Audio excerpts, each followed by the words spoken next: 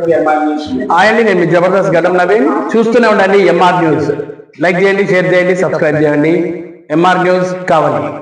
నలుగురు మనుషులు ప్రజాపతిలో ఉండాలనే నిదర్శనం నా జీవితమే.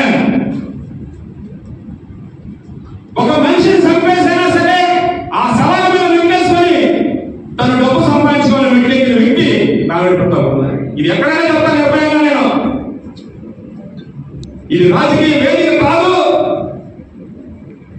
వ్యాపార వేదిక. కాబట్టి చాలా విషయాలు అక్కడ మాట్లాడకూడదు అనుకున్నాను. కానీ ఈ రోజు మీ అందరి సమక్షంలోనే అతను ఆక్రోశం చూసాం. సుదర్శన్ రెడ్డిని బాధ. ఎందుకంటే డబ్బులు పెట్టి రైతు దగ్గర కొనుక్కున్న ఫలాన్ని నువ్వు రాళ్ళు పెరిగించి శివాజీని పంపించి పెరిగించి నువ్వు నిన్న మోసిన మన్య సుకుమార్ రెడ్డి. ఇది వాస్తవం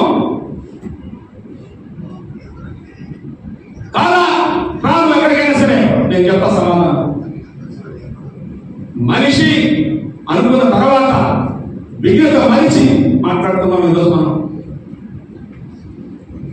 సమస్యని ఒరే ఆనాడు మన పార్టీలో మన సాయం చేశారు, పనిచేశారు, రాజకీయంగా ముందుకు పోయాం. ఈరోజు వాళ్ళ ఇబ్బందుల్లో ఉంటే నిజమైన ప్రతిపక్ష నాయకుడిగా అధికార పార్టీ శాసనసభ్యులు ఫోన్ చేయి, మాట్లాడు. ప్రభుత్వ జీవోలు ప్రభుత్వాన్ని అనుసరించి ఆదేశాలు ఇచ్చిన ప్రకారం పెనాల్టీలు కట్టాలంటే కడతాం. వద్దని చెప్పు, అది గర్విస్తాం అందరం. కానీ వచ్చిన కొట్టు ఈ రోజు ఈ ప్రెస్ మీట్కి రానికుండా ఫోన్ చేసి బెదిరించిన మాట వాస్తవం కాదని అడుగుతున్నా నేను. ఆదివాసి గురించి రోజు ధర్నా చేసి కాపాలు పండిస్తామని చెప్తున్నావు. ఇంకేం వాళ్ళు పండిస్తావు? చంపేస్తావు.